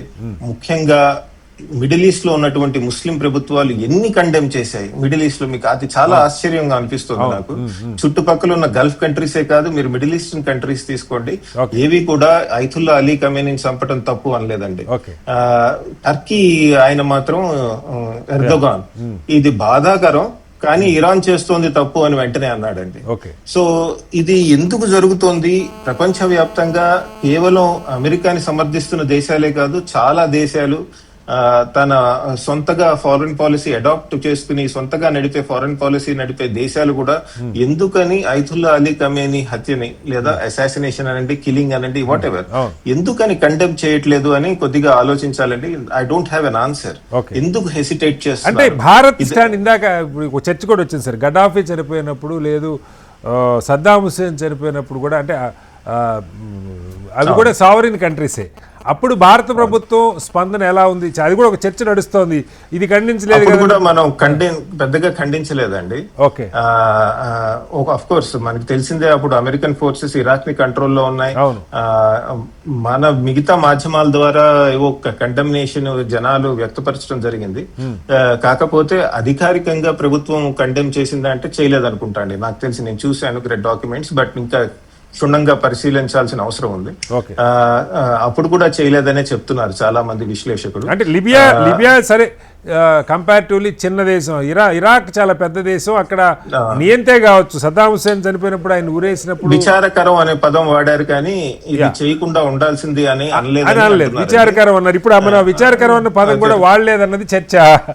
సంజయ్ గారు, విచారకరం అన్నది అదే నేను ఆలోచిస్తున్నా అండి. ఎందుకని మిడిల్ ఈస్ట్ లో ఏ ప్రభుత్వం ఇది విచారకరం అనలేదు, కేవలం టర్కీ తప్పితే? ఎందుకని జపాన్, సౌత్ కొరియా లాంటి కంట్రీలు ఎందుకని లేదు? ఇండోనేషియా ముస్లిం పాపులేషన్ చాలా ఎక్కువ ఉన్నది. అక్కడ వేరే పార్టీలు కానీ ఇండిపెండెంట్ గా క్రిటిసైజ్ చేయటం జరిగింది, కానీ ఇండోనేషియా ప్రభుత్వం ఇది దుర్మార్గము, ఇలా చంపకూడదు అని ఎందుకు అనలేదు? అంటే ఆసియాన్ కంట్రీస్ లో తీసుకుంటే ఇండోనేషియా చాలా పెద్ద ప్రభుత్వం కదా, పెద్ద దేశం కదా. అలానే మిగతా దేశాలు కూడా ఎందుకు, యూరోపియన్ దేశాలు, ఈ మధ్య కాలంలో అమెరికాతో చాలా విభేదిస్తున్న దేశాలు, అవి కూడా ఎందుకు అనట్లేదు? అది నాకు అంతు చిక్కని ప్రశ్న అండి. ఎందుకంటే ఎందుకు జరుగుతోంది? అందరినీ మనం ప్రో అమెరికా, అందరూ అమెరికా తొత్తులు అనలేం కదా. ఎందుకని హెసిటేట్ చేస్తున్నారు ఇన్ని దేశాలు అని కూడా మనం ఆలోచించాల్సిన అవసరం ఉందండి. నా ఉద్దేశంలో చెప్పండి. ఏం లేదండి. సో నా ఉద్దేశంలో ఆ ఒక్క స్టేట్మెంట్ అనకపోవటం వల్ల మన మధ్యవర్తిత్వం చేసే అవకాశం ఉండదు అని అనుకోవాల్సిన అవసరం లేదండి. కాకపోతే మధ్యవర్తిత్వం చేసే ఎవరు చేయొచ్చు అంటే, ఇప్పటిదాకా కనుక చూసినట్టయితే ఇరాన్ కి అమెరికాకి మధ్య ఒక అగ్రిమెంట్, న్యూక్లియర్ అగ్రిమెంట్ తీసుకురావడానికి యూరోపియన్ నాయకులు పెద్ద ఎత్తున వర్క్ చేయడం జరిగిందండి. అప్పట్లో JPCO అనే అగ్రిమెంట్ ఉంది కదా, న్యూక్లియర్ అగ్రిమెంట్. సో అలాంటి యూరోపియన్ నాయకులు పెద్ద పాత్ర పోషిస్తారా అన్నది చూడాలి. స్థానికంగా కేంద్రంలో లేదా ఖటార్, ఒమాన్ లాంటి దేశాలు చాలా ఫెసిలిటేట్ చేశాయండి ఈ మధ్య కాలంలో నెగోసియేషన్స్ అమెరికాకి ఇరాన్ కి మధ్య. కానీ ఇరాన్ వెళ్లి ఖటార్ మీద, ఒమాన్ మీద బాంబింగ్ చేసింది. సో వాళ్ళు ఏమన్నా అయినప్పటికీ వాళ్ళు మీడియేట్ చేయగలరా, ఫెసిలిటేట్ చేయగలరా? ఓకే, ఒకసారి మీరు బాంబింగ్ చేస్తున్నారంటే ఇరాన్ ఏం చెప్తోంది, నా శత్రు దేశాలు కాబట్టి నేను బాంబింగ్ చేస్తున్నాను. నిజమే, అక్కడ అమెరికన్ వాళ్ళ బేసిస్ మీదే చేస్తుంది, చేస్తున్నా అన్నారు కానీ బట్ వాళ్ళు అలా పరిగణించట్లేదు కదా. అవును.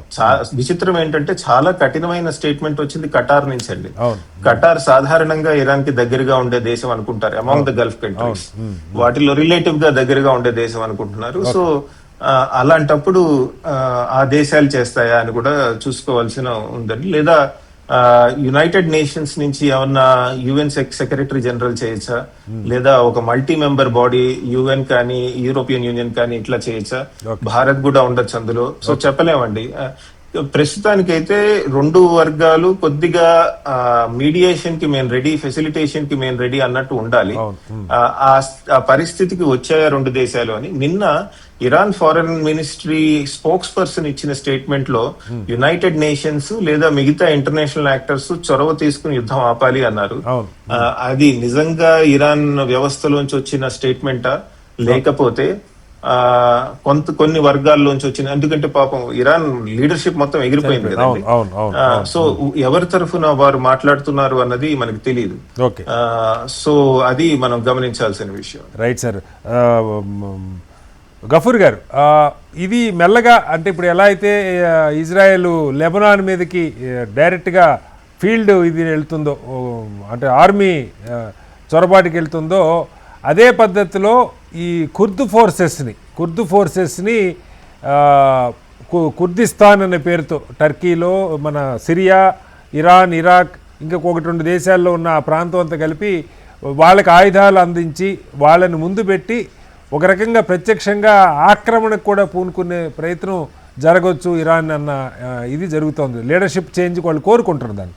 ఆ రకంగా అమెరికా ప్రత్యక్షంగా తన సైన్యాన్ని నేల మీద దించే అవకాశం ఉందా?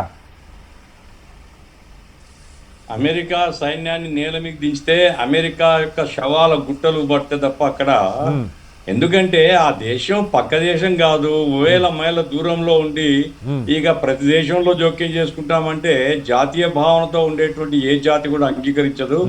ఇంకా మరింత ఐక్యతతో ప్రతిఘటిస్తారు. అమెరికా యొక్క సైనిక పెట్టెలు పోతాయి అక్కడి నుంచి.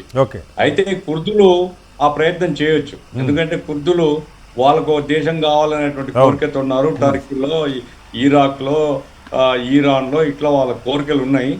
వాళ్ళకు డబ్బులు ఇచ్చి ఆయుధాలు ఇచ్చి అటువంటి ప్రయత్నం ఏమైనా చేస్తే చేయొచ్చునేమో, కానీ ప్రతిఘటన మాత్రం చాలా తీవ్రంగా ఉంటుంది. ఈ రోజు సైన్యం కాదు సార్, ఎవరో కొంతమంది నాయకులు కాదు, ఇరాన్ జాతి యావత్తు కోరుకుంటున్నటువంటి అది పోరాటం ఇది. కరెక్టే, కానీ కాదు సార్ ఇప్పుడు వాళ్ళకి కావాల్సిన మద్దతు ఇప్పుడు ఇందాకే సంజయ్ గారు చెప్పారు. ఉదాహరణకి చైనా గొప్పగా వాళ్ళ నుంచి వాడుకున్నది ఆయిల్. చైనా అంటే చైనా కానీ, ఆ మాటకు వస్తే రష్యా కానీ, వీళ్ళు కోరుతున్నారు. కానీ ఒక ఏకద్రోవ ప్రపంచం ఏర్పడకూడదని బలంగా కోరుకుంటున్న ఇప్పుడు మనం మాట్లాడుకున్న అంశాలన్నీ చైనాకి తెలియవని కాదు కదా. మొత్తం ఆయిల్ రిసోర్స్ అంతా అమెరికా చేతికి వెళ్ళిపోతే కష్టం అన్న సంగతి. అయినా ఎందుకు వాళ్ళు కూడా పెద్దగా ఏదో మొక్కుబడి ఖండం తప్పితే ముందుకు రావట్లేదు సార్. ఒకటి శ్రీనివాసరావు గారు, ఇప్పుడు చైనా రష్యా ఏం చేసినారేమో నాకు అంత వివరాలు నాకు తెలియవు, కానీ చైనా రష్యా ఆయుధాలు లేకుండా ఇరాన్ పోరాడుతుందేమో అనుకుంటే చాలా పొరపాటు. మొత్తం శాటిలైట్ నుంచి అన్ని ప్రతిదీ ఇన్ఫర్మేషన్ అదంతా చైనా ఇస్తుందని కూడా సోషల్ మీడియాలో వస్తున్నాయి. అది ఏమున్నా అది వాళ్ళ విదేశాంగ విధానం ఏముంది మనకు సంబంధం లేదు. కానీ ఈ కుర్దులు ఇరాన్ ఆక్రమించుకుంటారని ఇప్పుడు ఇజ్రాయెల్ సైన్యం లెబనాన్లకు పోతుంది కదా, పోనివ్వండి. ఎందుకంటే ఇట్లా సైన్యం పోయిన ఏ దేశం కూడా సైనిక దురాక్రమంతో దేశాన్ని సాధ్యం కాలేదు. కాబట్టి ఇజ్రాయెల్ కు మరింత గుణపాఠం వస్తుంది. నా పాయింట్ ఏమంటే ఈనాడు ఉన్నటువంటి ప్రపంచ పరిస్థితిలో అమెరికా బాధ్యతారహితంగా వ్యవహరిస్తూ ప్రపంచంలో ఆధిపత్యం అంటే దేశాలను చంపడం కాదు కదా సార్. ప్రపంచంలో ఆధిపత్యం అంటే అన్ని దేశాల యొక్క ఆక్రమణ కాదు కదా. కాబట్టి ఇతర దేశాల యొక్క సార్వభౌమాధికారాన్ని అంగీకరించి చర్చలు కూర్చోవచ్చు, చర్చల్లో కొంచెం అటు కొంచెం ఇటు కావచ్చు, ఒప్పందాలు చేసుకోవచ్చు. అంతే తప్ప నేను ఆక్రమించుతా, నేను చంపేస్తా అనేటువంటి అధికారం ఎవరికి లేదు ప్రపంచంలో. పోతే నేను ఇంకొక విషయం మాత్రం ఎందుకు ఇండియా నైతిక అధికారం లేదని చెప్తున్నానంటే సార్, మీకు పితృదేశం ఉందా మీకు శ్రీనివాసరావు గారు? మీకు పితృదేశం లేదు, నాకు లేదు. పితృదేశం లేదు, అంతే కదా. మాతృదేశం ఉంది. మాతృదేశం ఉంది. భారతీయుల్ని భారతదేశం నాది అంటాం. అవును. ఇప్పుడు కొత్తగా బీజేపీ వాళ్ళకి పితృదేశం వచ్చింది. ఓకే. ఒకసారి పితృదేశం అని ప్రకటించుకున్న తర్వాత ఎవరు నమ్ముతారు? మనం ఏం చెప్పినా ఎవరు నమ్ముతారు? కాబట్టి ఆ నైతిక అధికారం పోగొట్టుకున్నారు. ఇప్పటికైనా సరే కొంచెం ఒక 140 కోట్ల మంది జనాభాను ఒక అలీన ఉద్యమాన్ని రిప్రజెంట్ చేసిన దేశం తరఫున మాట్లాడుతున్నప్పుడు మరింతగా జాగ్రత్తగా వ్యవహరిస్తే మన గౌరవం పెరుగుతుంది. లేదంటే తర్వాత పరిణామాలు మనం చూస్తాం. ఏమైనప్పటికీ యుద్ధం ఆపడానికి ఐక్యరాజ్య సమితిలో మొన్న భద్రతా సమితి సమావేశానికి మీరు చూసారా?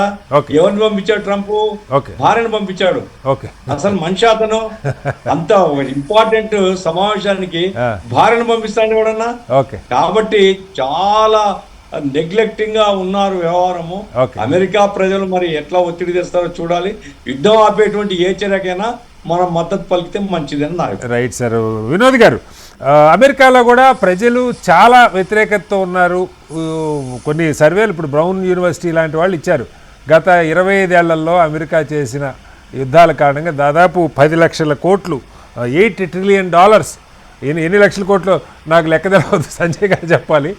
$8 ట్రిలియన్ ఖర్చు పెట్టారు. మొత్తం యుద్ధాలకైతే ఒక $5.8 ట్రిలియన్. ఆ తర్వాత ఆ సైనికుల సంక్షేమానికి వాటికి సంబంధించి ఇంకొక $2.2 ట్రిలియన్ ఖర్చు అయిందండి. ఇంత ఖర్చు ఈయన ట్రంప్ గారు చెప్పింది ముందు అసలు అనవసరమైన తలకాయ నొప్పులన్నీ మనం ఎత్తినేసుకున్నాం, ఆఫ్ఘనిస్తాన్తో మనకేం పని, అక్కడ పోయి మనం ఎలగబెట్టేది ఏం లేదు, ఇవన్నీ మాట్లాడిన వ్యక్తి ఇవాళ మళ్ళీ పెద్ద ఎత్తున యుద్ధానికి పురిగొల్పటం, ఆయుధాలు అయిపోయిన వార్తలు రావటం, మేబీ ఇరాన్కి ప్రత్యక్షంగా రష్యా చైనా ఇప్పుడు సపోర్ట్ ఇవ్వట్లేదు కానీ వెళ్ళే కొద్దీ కొంత వాళ్ళ సపోర్ట్ పెరిగితే పరిస్థితి ఏంటి పరిస్థితి? అంటే భారత్ ఇప్పుడు ఈ ఆయిల్ మనం చూస్తాం, ఇవాళ ఒక్కరోజు దాదాపు 10 లక్షల కోట్లు ఇన్వెస్టర్స్ మనీ పోయింది. రేపు ఆయిల్ ప్రైజెస్ కనుక పెరగటం స్టార్ట్ అయితే ప్రభుత్వాన్ని భరించాలి అంటే ఇండైరెక్ట్గా ప్రజలు, లేదంటే ప్రైజెస్ పెంచాలి. దాని రిపుల్ ఎఫెక్ట్ అందరి మీద పడే ప్రమాదం ఉంది. ఎలా? శ్రీనివాసరావు గారు, ఇప్పుడు మీరు అన్నది కరెక్టే. ఎందుకంటే ట్రంప్ ఎలక్షన్ క్యాంపెయినింగ్ చేసినప్పుడు అంతే చెప్పాడు, నాకన్నా ముందున్న ప్రెసిడెంట్లు అమెరికాను అనవసరంగా వరల్డ్ వార్లలో ఇన్వాల్వ్ చేసి ఇది బిలియన్స్ ట్రిలియన్స్ ఇదంతా నష్టం చేశారు, నేను అలా చెయ్యను, మన అమెరికానే మేక్ అమెరికా గ్రేట్ అగైన్ చేస్తాను, ఇక్కడే కాన్సన్ట్రేట్ అన్ని ప్రచారం చేశారు. ఆ మగ గ్రూప్ అంతా నమ్మింది. ఇప్పుడు ఇది ఆయన అసలు సెకండ్ టర్మ్ స్వెరింగ్ సెరమనీ అయిన తర్వాతనే ఆక్రమణ గురించి ఆలోచిస్తూ మొదలుపెట్టాడు. అటు వెనిజులా అయిపోయింది, ఇటు గ్రీన్లాండ్ తీసేసుకుంటా అన్నాడు, తర్వాత ఇటేమో ఇరాన్ మీద ఇది కబ్జా చేయడం అనుకుంటా. అంటే ఇది ఆయన మాట్లాడిన మాటకు అన్నిటి అగెనిస్ట్ ఇప్పుడు పనిచేస్తున్నాడు. కాబట్టి 78% of the Americans are now against this American war on Iran. ఆ స్టేజ్కి వచ్చేసింది. వాళ్ళ రిపబ్లికన్ పార్టీ మెంబర్సే కూడా ఇప్పుడు చాలా భయంలో ఉన్నారు. ఎందుకంటే నవంబర్లో ఎలక్షన్స్ అవుతున్నాయి, మిడ్ టర్మ్ ఇది ఉంటుంది వాళ్ళకి, మిడ్ టర్మ్ వాళ్ళంతా ఓడిపోయే పరిస్థితులు ఉన్నది. కాబట్టి ఈ ట్రంప్ చేసే తిక్క పనులకు దేశానికి అంటే అమెరికాకు లాభం కాదు, చాలా నష్టం అవుతుంది. పర్సనల్ గ్లోరీ గురించి ఇవన్నీ చేసుకుంటుంది. కాబట్టి ఇదంతా మిస్కాలిక్యులేషనే. మిస్కాలిక్యులేషన్ వల్లనే ఈ వెంచర్ అంటే అడ్వెంచర్, మిస్ వెంచర్ ఇవన్నీ మొదలుపెట్టింది. కాబట్టి అక్కడి ప్రజలు కూడా ఆయనను ఇప్పుడు అంటే అపోజ్ చేస్తున్నారు. పోల్లో కూడా మీరైతే క్యాలిక్యులేషన్ ఇచ్చారో ఎంత నష్టం అవుతుందో. పోస్ట్ వార్ లో అమెరికా ఇప్పుడు ఏదైతుందో నష్టపోతుంది తప్ప లాభం లేదు. ఒక మాట చెప్పదలుచుకున్నామని, సెకండ్ వరల్డ్ వార్ అయిన తర్వాత బ్రిటిష్ పౌండ్ డౌన్ అయిపోయి అప్పుడు అంతది foreign exchange foreign currency reserve ఉండేది, డాలర్ ఉన్నది కదా. ఈ వార్ కనుక ప్రొలాంగ్ అయిపోతే డాలర్ ఎగిరిపోయి వేరే న్యూ కరెన్సీ వచ్చి అమెరికా పతనం మాత్రం జరుగుతుంది. Okay, right. ప్రకాష్ రెడ్డి గారు, ఆఖరిగా ఒక కీలకమైన ప్రశ్న. సరే, ఇదేదో మనకి సంబంధం లేదని అనుకుంటున్నాం కానీ ఒక కథనం వస్తుంది సార్ పత్రికల్లో. వెనిజులా అధ్యక్షుడిని ఏ రకంగా అయితే ఇవాళ ఉన్న లేటెస్ట్ టెక్నాలజీని వాడుకొని, మొసాదు లేదా సిఏ లాంటి ఏజెన్సీస్ని వాడుకొని ఖచ్చితంగా అత్యంత ఖచ్చితత్వంతో ఎక్కడున్నాడో కనుక్కొని చాలా తక్కువ దీంతో పట్టుకురాగలిగారు. అదేవిధంగా ఇక్కడ ఇరాన్లో కూడా ఖొమైనీ రైటర్ రంగా పక్క పెట్టండి, ఒక సావరిన్ కంట్రీలో మొత్తం సమావేశం జరుగుతున్న స్పాటు, దాని మీద 30 బాంబులు 30 సెకండ్స్లో 1 మినిట్లో వేసేసి చంపేయగలిగారు. ప్రపంచంలో వాళ్ళ స్టేట్మెంట్ ఏంటంటే, మాకు వాషింగ్టన్ కంటే టెహరాన్ గురించి బాగా తెలుసని చెప్పి మాట్లాడుతున్న పరిస్థితి. సో ప్రపంచంలో ఏ నేతనైనా మేము ఏం చేయదలుచుకుంటే, లేపేయదలుచుకుంటే మాకు చిటికలో పని అని చెప్పి వార్తలు అమెరికా నుంచి వస్తున్నటువంటి పరిస్థితి. ఎందుకంటే దీన్ని ఎక్కడో ఒక చోట ఈ ఆధిపత్యాన్ని ప్రశ్నించడం స్టార్ట్ చేయకపోతే రేపొద్దున మనం అదే పొజిషన్లో ఉంటే ఏంటన్న సమస్య. అణు ఆయుధాలు మనకి ఉన్నాయి, మరొకటి ఉన్నాయి, మన రిలేషన్స్ ఇవాళ బాగుండొచ్చు, కానీ రేపొద్దున ఈ ట్రంప్ లాంటి వాళ్ళు కొనసాగితే, వాళ్ళ ఆలోచనలు కొనసాగితే భారత్కి ఇబ్బంది కాదంటే ఏం చెప్తారు సార్? మీట్లో ఉన్నట్టున్నారు ప్రకాష్ రెడ్డి గారు. నేను 70వ దశకం నుంచి పేపర్ చదువుతున్నా. 80వ దశకంలో కూడా నుంచి పేపర్ బాగా చదివేది. వార్తలు కూడా ఎప్పుడు టీవీలు లేవు కానీ, సోషల్ మీడియా కూడా లేదు. కానీ ఇండియాలో పనిచేస్తున్న నాయకులను, సిఐఏ ఏజెంట్లని, సిఐఏ వతాసుదారులని, మన రాజకీయ వ్యవస్థ గురించి కూడా మాట్లాడినటువంటి సంఘటనలో పార్లమెంట్ లో జరిగిన చర్చ కూడా మనం చూసినాం సార్.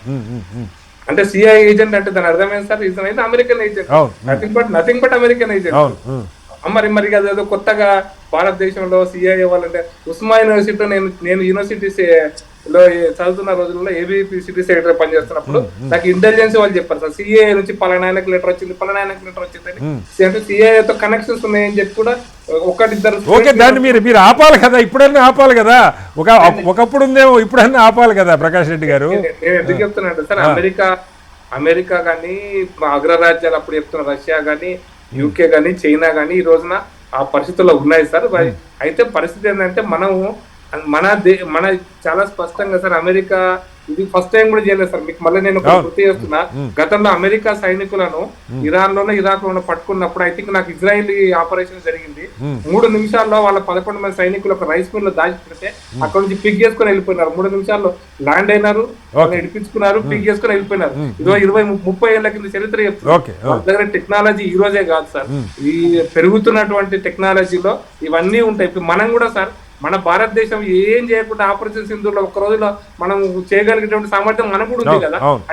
అప్పుడు అగ్రరాజ్యం మనకి పాకిస్తాన్ మీద ఉంది, అమెరికాకి ప్రపంచం మొత్తం మీద ఉంటుంది సమస్య. అది నేను అనుకుంటున్నాను సార్, ఇప్పుడు ఇంటర్నేషనల్ శాటిలైట్ టెక్నాలజీ పెరిగిన తర్వాత ఇప్పుడు భారతదేశం చుట్టూ అమెరికా శాటిలైట్స్ నిమిషానికి కూడా తిరుగుతూనే ఉంటాయి, నిమిషానికి కూడా తిరుగుతున్నాయి సార్. మీరు నేను మాట్లాడుకుంటున్న విషయం కూడా తెలిసే అవకాశం. ఇప్పుడు ఎందుకు శ్రీలంక కాదు సార్, శ్రీలంక అంటే మన కింద శ్రీలంక బార్డర్ లో ఇవాళ శ్రీలంక సముద్రంలో ఇరానియన్ షిప్ ని కొట్టిపడేశారు, సబ్మెరైన్ వచ్చిన. మరి మనకి దాంట్లో 30 మందిని శ్రీలంకన్ ఆర్మీ సేవ్ చేసింది, ఇంకా 130 మంది గల్లంత అయినారు. వాటి వాళ్ళ గురించి చేస్తున్నాను. ఈరోజు సాయంత్రం వచ్చినటువంటి వార్త సార్. నేను ఏమంటున్నా అంటే, ఇది పెరుగుతున్న టెక్నాలజీలో మంచిగా చెడా పక్కన పెడితే సాంకేతిక పరిజ్ఞానాన్ని మానవాళి యొక్క అభివృద్ధికి ఉపయోగించుకోవాలన్నా, ఆధిపత్యం కోసం ఉపయోగించుకోవాలనేటువంటి చర్చ జరగాలి సార్.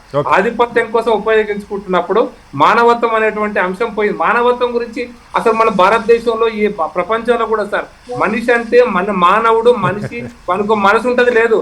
మనిషి అంటే ఒక జడ పదార్థము, వాడు పుట్టిండు, పెరిగిండు, సస్తాడు, వాడు ఎంజాయ్ చేస్తాడు.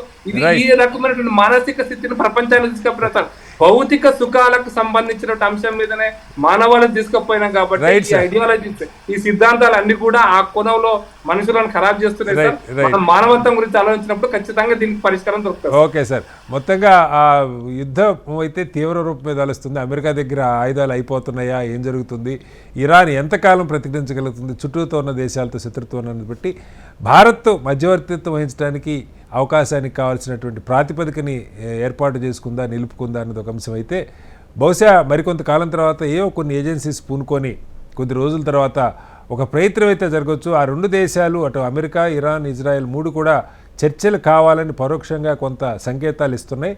ఆ చర్చలకి గుదిగుచ్చేది ఎవరన్నది పెద్ద అంశంగా ఉంది. దీని నుంచి ప్రపంచం బయటపడాలని కోరుకుందాం. చర్చలో పాల్గొన్న ప్రకాష్ రెడ్డి గారికి, అలాగే గఫూర్ గారికి, వినోద్ కుమార్ గారికి, సంజయ్ గారికి ధన్యవాదాలు. ఇది వాళ్ళ బిగ్ డిబేట్. మరోస్తే మళ్ళీ కలుద్దాం. అంతకు నమస్కారం. సెలవు.